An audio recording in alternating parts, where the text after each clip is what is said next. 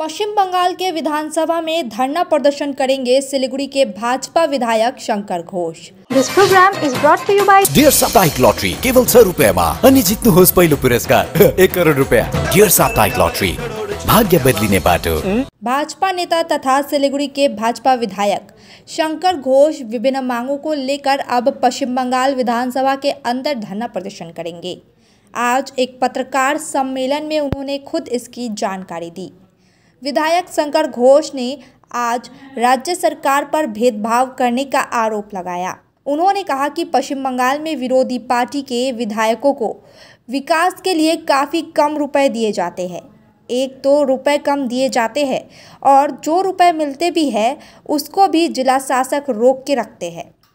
विधायक शंकर घोष ने कहा कि मैंने 60 परियोजनाओं को तैयार कर जिला शासक को भेजा था, लेकिन उनमें से सिर्फ 8 परियोजनाओं को ही मंजूरी दी गई है। बाकी परियोजना को जिला शासक के द्वारा रोक रखा गया है। उन्होंने कहा कि राज्य सरकार के द्वारा विधानसभा के अंतर्गत कई कमेटियां हैं, जैसे रोगी कल्याण समिति आदि, लेकिन इन कमेटियों से विरोधी विधायकों को वंचित रखा गया है। उन्होंने बताया कि जिस प्रकार से गाजरडोबा में अवैध रूप से जमीन की खरीद बिक्री की गई है, उसको भी सामने लाना जरूरी है। इन्हीं मांगों को लेकर वह विधानसभा के अंदर धरना प्रदर्शन करेंगे। आज पत्रकार सम्मेलन में विधायक के अलावा सिलीगुड़ी नगर निगम के विरोधी दल के नेता अमित जैन, सांगठनिक जिला भाजपा सह संपादित नांटू पाल उपस्थित रहे। विधायक शंकर घोष ने क्या कुछ कहा, देखिए। धन्यवाद आपनादेर सबाइके। আমি গত সোমবার থেকে শুক্রবার অবধি বিধানসভার অধিবেশনে ছিলাম। আবার আগামী সোমবার থেকে আবার বিধানসভার পরবর্তী অধিবেশনে চলে যাব। যেহেতু দায়িত্ব একটু বর্ধিত, ফলে আমাকে পুরো বিধানসভাতেই থাকতে হচ্ছে। এর মাঝখানে শিলিগুড়ি শহরে অনেকগুলো ঘটনা ঘটেছে এবং বিধানসভার অভ্যন্তরে আমি বেশ কিছু কথা শিলিগুড়ি, উত্তরবঙ্গ এবং রাজ্যের তুলেছি। সেই নিয়ে আপনাদেরকে অবহিত করব।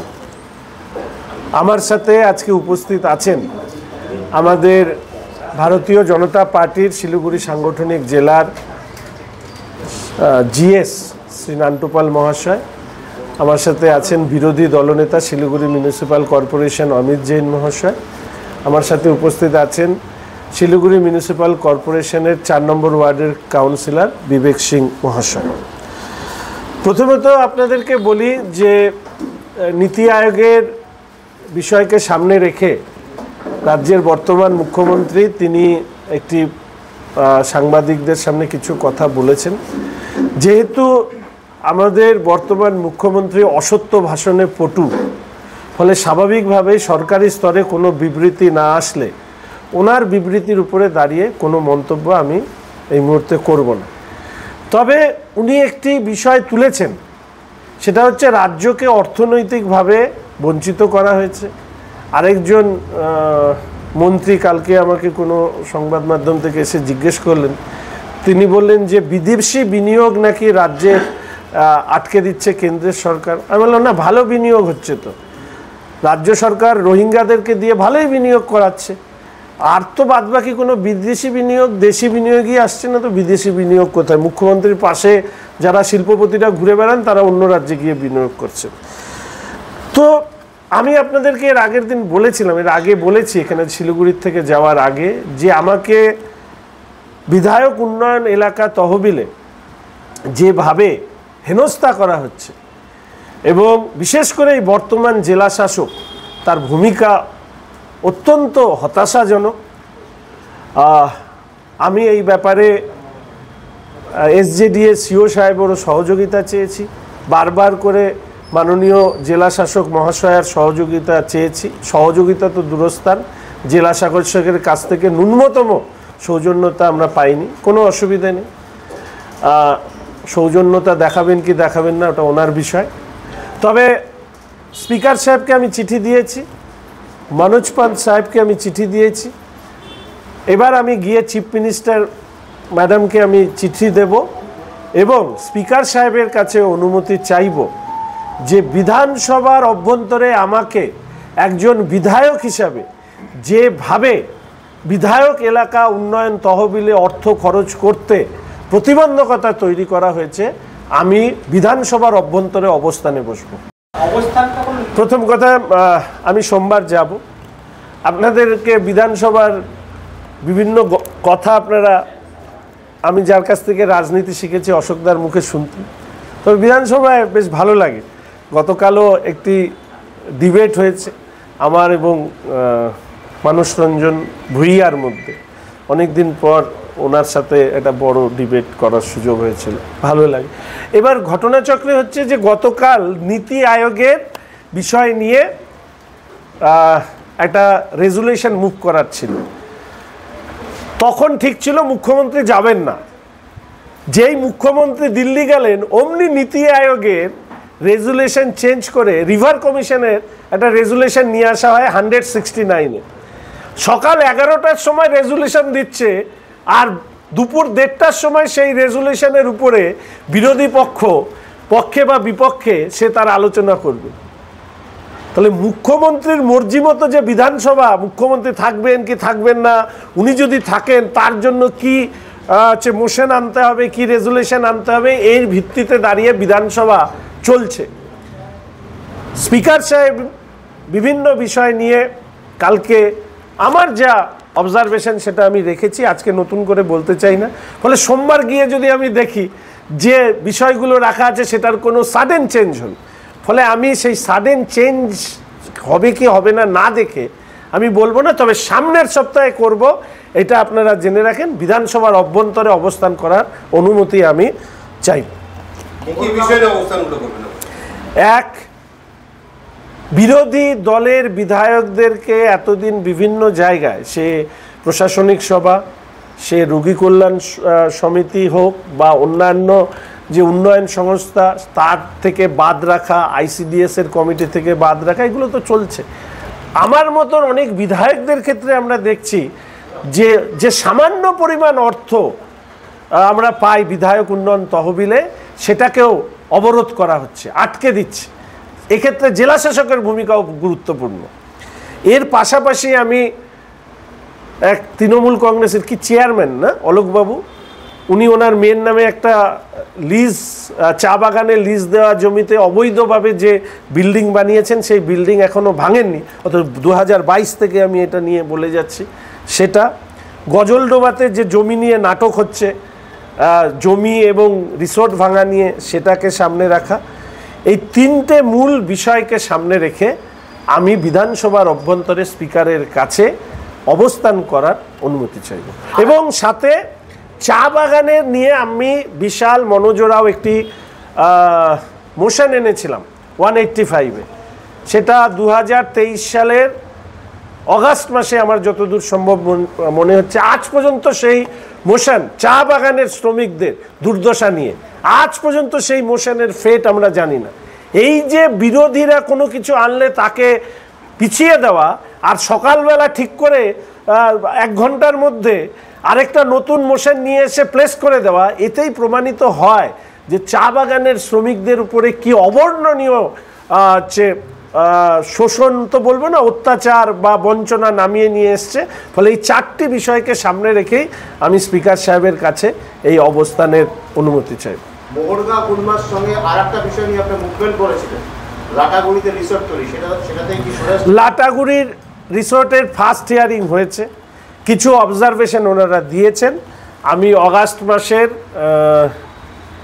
15 তারিখের পরে আমার সেকেন্ড এই লাটাগুড়ির রিসোর্ট নিয়ে আমার সেকেন্ড কোর্টে সাবমিশনটা আমি অগাস্ট মাসের সেকেন্ডে করব, এই অ্যাসেম্বলির সেশনের পরে।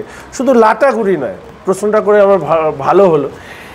এই যে এখানে কাওয়াখালীতে যে পদ্ধতিতে সরকারি জমি অধিগ্রহণ, পরবর্তীকালে হিটকোকে দিয়ে দেওয়া, হিটকোর থেকে আবার পরবর্তীকালে আরেকটি বাণিজ্যিক সংস্থার নেওয়া, এবং সেখানে আমরা এতদিন জানতাম একটা ফিল্ম সিটি হবে, একটা ক্রিকেট স্টেডিয়াম হবে, সেইগুলো সব হঠাৎ করে আর সেগুলো দেখা যাচ্ছে না। একটা বড় বোর্ড লেগেছে মার্কেটিং কি যেন কমপ্লেক্স ইত্যাদি, শপিং মল ইত্যাদি হবে। এই বিষয়টি খতিয়ে দেখার জন্য আমি মাটিগাড়া বিডিও সাহেবকে বলে এসেছিলাম, যেহেতু আপনারা বুঝবেন যে বিরোধী দলের মুখ্য সচেতক হওয়ার কারণে আমার পক্ষে অধিবেশনের প্রত্যেক দিন থাকাটা যেহেতু আবশ্যক হয়ে গেছে, ফলে এই পুরো বিষয়টা এবং সাথে উত্তরায়ণের যে জমি যে চুক্তির করে রাজ্যের সরকারের কাছ থেকে নেওয়া হয়েছিল, সেইখানে যে ম্যাপ সাবমিট হয়েছে, আমাকে অনেক নাগরিকরা ওখানকার জানিয়েছেন যে সে তার উপরে দাঁড়িয়েও বেশ কিছু অল্টারনেশন হয়েছে বা যা ছিল সেই জায়গাটাকে পরিবর্তন হয়েছে। পুরো বিষয়টাকে আমি জানার চেষ্টা করছি, খোঁজ নেওয়ার চেষ্টা করছি। এই বিষয়গুলো কিন্তু আমার সামনের দিনের রাজনীতিতে আসবে। পৌরসভা অনেক কাজ করেছে এটা দেখেছি এবং সরকারি কোনো অনুমতি নেয়নি। রেল এই ব্যাপারে ভীষণভাবে অবগত আছে, এরকম আমি অসংখ্য উদাহরণ দিতে পারি। কিন্তু আমার শহরের জন্য পৌরসভার কোথাও কাজ করতে অসুবিধা হচ্ছে রেলের কারণে, পৌরসভা বা মাননীয় মেয়র সাহেব যদি আমাকে বলে, আমি নিজে ওনার সাথে অ্যাকম্পানি করব এই জটিলতা দূর করবার জন্য।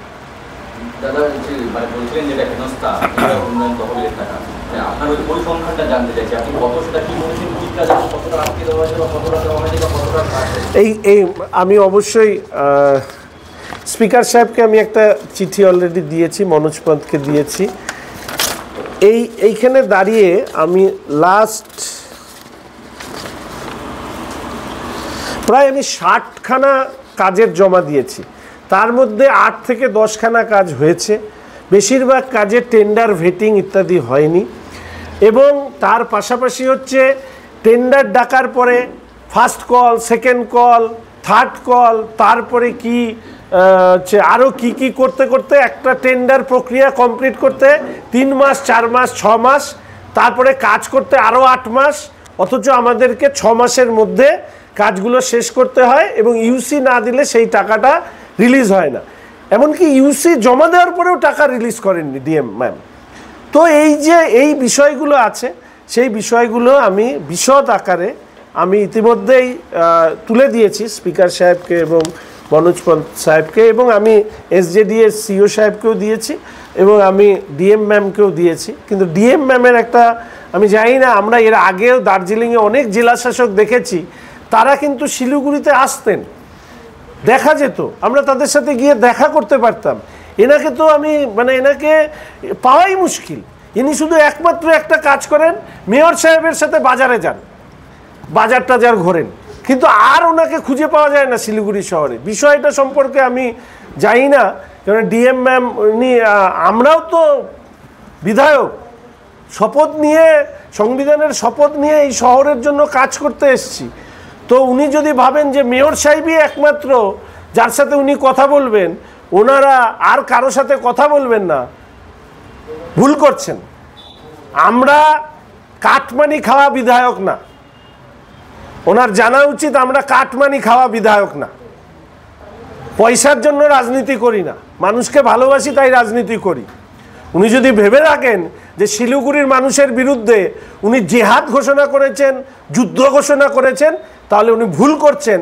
কেননা শিলিগুড়িতে থাকলে এই বিষয় নিয়ে আমি রাস্তায় নামব। सिलीगुड़ी के फूलबाड़ी स्थित महाराजा अग्रसेन अस्पताल में आपका स्वागत है। 80 से अधिक समर्पित डॉक्टरों और कर्मचारियों की एक टीम के नेतृत्व में 300 से अधिक पेशेवरों की एक नर्सिंग टीम द्वारा समर्थित हम प्रत्येक रोगी को निकट रूप से देखभाल और व्यक्तिगत ध्यान प्रदान करने के लिए प्रतिबद्ध हैं। 120 से अधिक बिस्तरों के साथ हम अपने रोगियों के स्वास्थ्य को बढ़ावा देने के उद्देश्य से व्यापक चिकित्सा सेवाएं प्रदान करते हैं। महाराजा अग्रसेन हॉस्पिटल, फूलबारी, सिलीगुड़ी। गणपति द्वारिका ग्यालेरिया अब सिलिगुडीमा झट्टै सञ्चालनमा आइरहेको छ। 140वटा दोकानहरू भएको 7 तले शपिङ मल, जहाँ तपाईले separate service elevator, sitting, lounging areas, hygienic toilets र सेपरेट सर्भिस एरियाको सुविधा पाउनुहुनेछ। यसको साथै एस्ट्रोट्रफ फ्लोरिङ र टेरेसमा क्रिकेट नेट, आधुनिक सुविधाहरूले भरिएको लिफ्ट, एस्केलेटर, पार्किङ र सुरक्षा व्यवस्था पाउनुहुनेछ। झट्ट बुकिङ गर्नुहोस्। Ganpati Dwarika galleria, opposite global tower, Baneshwar Mor, eastern bypass road, Siliguri. We focus on making students future ready with the needs of industry. By acquiring skills, make students competitive in their careers. With relevant skills, making students are more marketable. With collaboration, keep updated with industry trends. During course, students are earning from their activities in the industry. Supplements to on-job learning on a regular schedule during course. Don't wait, secure your future now. Admission open. Medhavi Skills University, Singham, Bermioc. Contact us at 9874875876 or visit our website www.msu.edu.in.